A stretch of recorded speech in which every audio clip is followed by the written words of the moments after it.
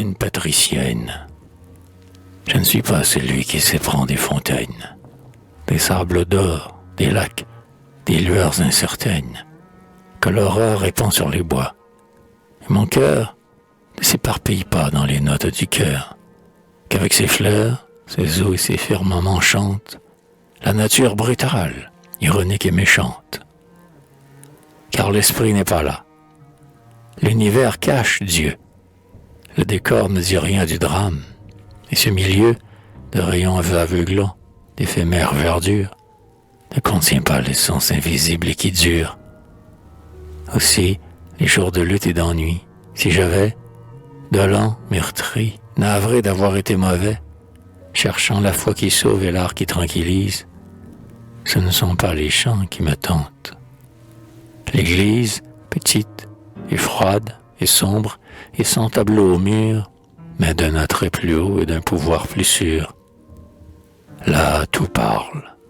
La pierre est vivante. Le prêtre me convie à sa suite et me présente au maître. L'encens fait un plafond d'azur au monument, et du sommeil des morts réveillé un moment, tendre comme un conseil, grave comme un exemple, les chrétiens assoupis sous le pavé du temple, après avoir souffert pour le devoir commun, Pascal ou le Sueur ou Racine ou Lebrun racontent aux vivants le consolant mystère des saints morts pour le Christ, du Christ mort pour la terre. Ainsi je laisse aller mes heures jusqu'au soir, oubliant, contemplant, aspirant, et l'espoir me ressaisit. Je rêve à la grâce féconde, et je crois tant à Dieu que je crois presque au monde. Mais quand la nuit revient et laisse sur Paris courir la légion maudite des esprits, les cierges sont éteints, plus d'orgue, plus de psaumes, le verbe fuit mon sein qu'occupent des fantômes.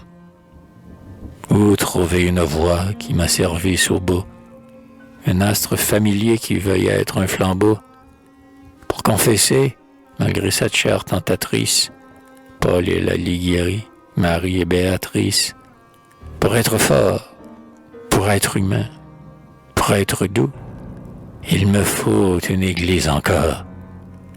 Je vais à vous.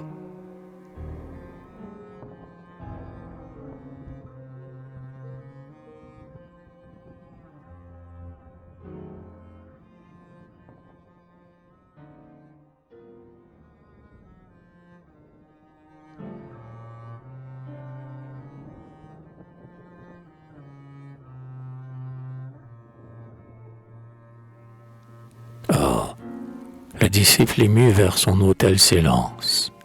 Par vos regards baissés et par votre silence, par ce front rougissant où la fière pudeur contient la passion et marque la grandeur, par cet accent profond et subtil, par ce geste, majestueux toujours, quoique toujours modeste, par ces discours d'un mot, par ces élans soudains, par l'active pitié qui se tourne en dédain, en légère épigramme, en puissante colère, si quelqu'un devant vous rabaisse la cordère, ou celui qui pleura, pour jamais orphelin, sa mère et son enfant, Elvire et Jocelyn, puisqu'ils ont enchanté vos jours d'enthousiastes, de pieuses éloquences et de poèmes chastes, par vos coraux charmants jurés à Meyerbeer, à cause de son pacte impie avec Luther, par ces ferveurs qui, près d'Ormont et de Montrose, vous auraient décidé accueillir une rose,